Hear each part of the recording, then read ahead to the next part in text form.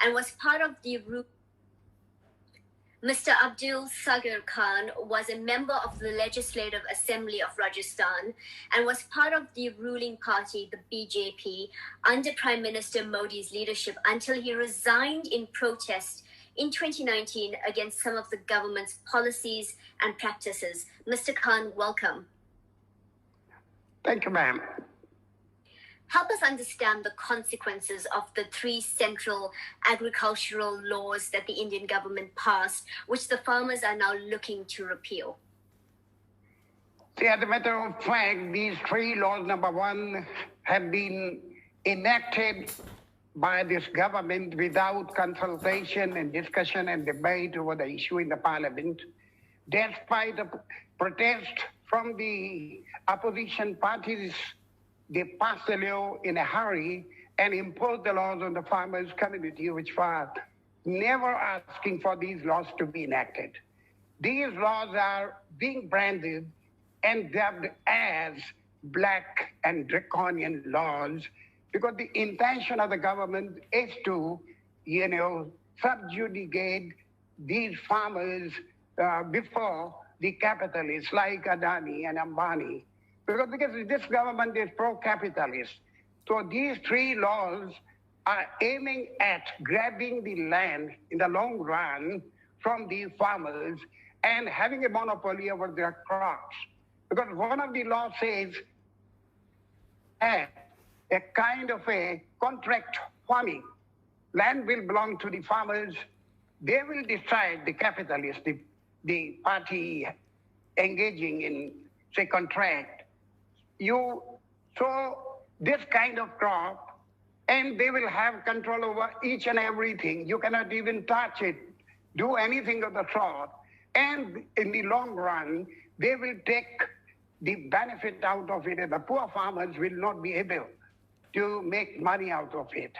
If there is a dispute, you have to go back to the SDM and then sort of litigation if there is a dispute between the farmer and the contracting party. So therefore, it is not in the interest of the farmers. The farmers are used to taking loan from the the businessman, and they feel independent. But after accepting these laws, the farmers will be in trouble. Now, Prime Minister Modi said last Saturday that the government is just a phone call away. You've been in his party room. You've been a part of the BJP for 40 years. How willing is he to have a conversation with the farmers who are protesting right now? I tell you, the Prime Minister is a wonderful man. He says that he's just one phone call away from the farmers. The farmers have been asking the Prime Minister to listen to them.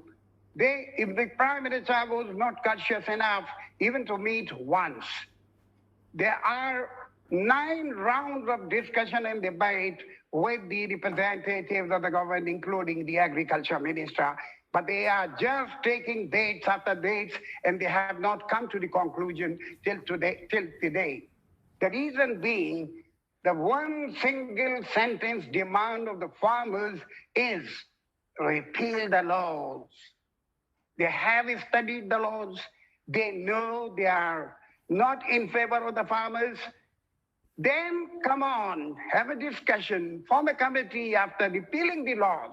And the Prime Minister is stubborn, adamant, and dogmatic about these laws being made as the prestige issue of his own.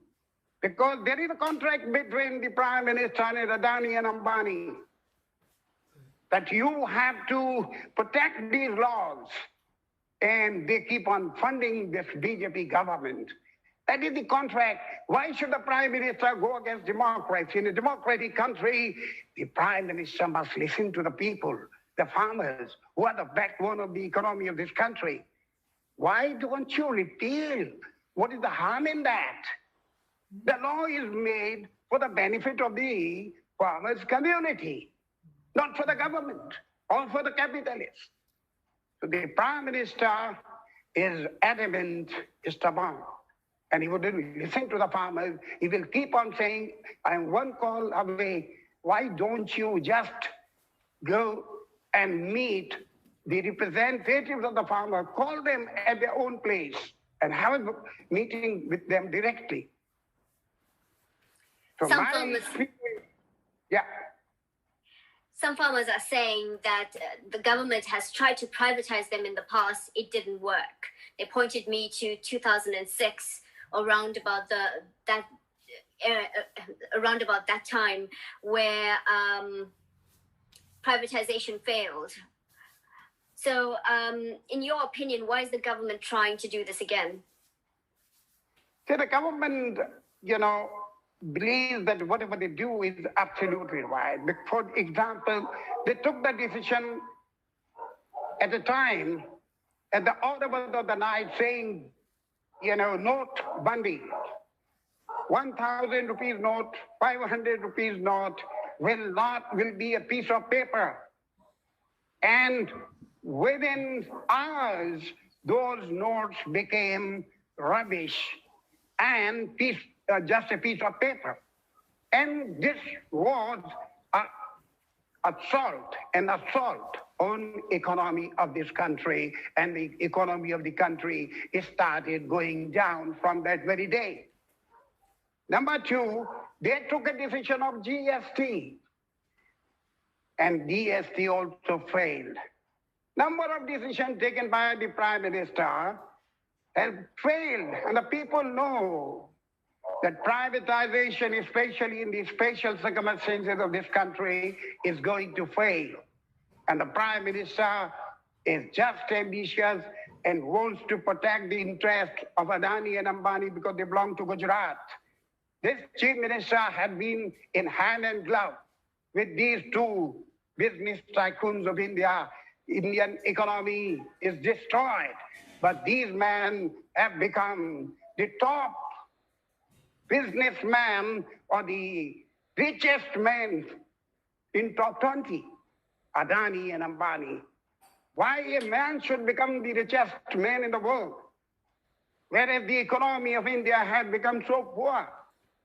Poor farmers, youngsters, he promised, 2 crore jobs to the youth. Nothing happened. 15 lakhs will go to the account of every Indian. Nothing has happened.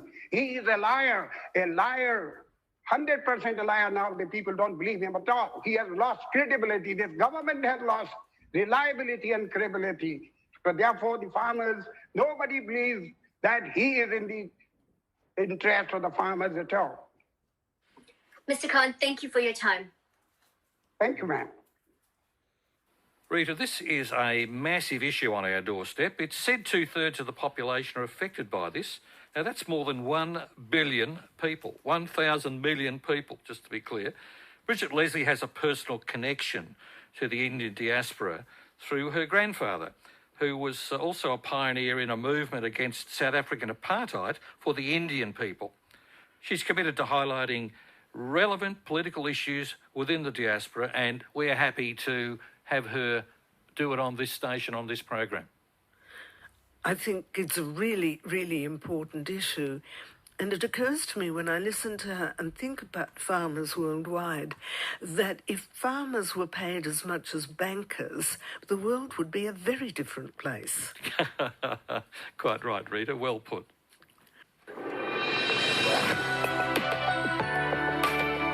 This is the Travel Writer Show on J Air 88 FM in Melbourne.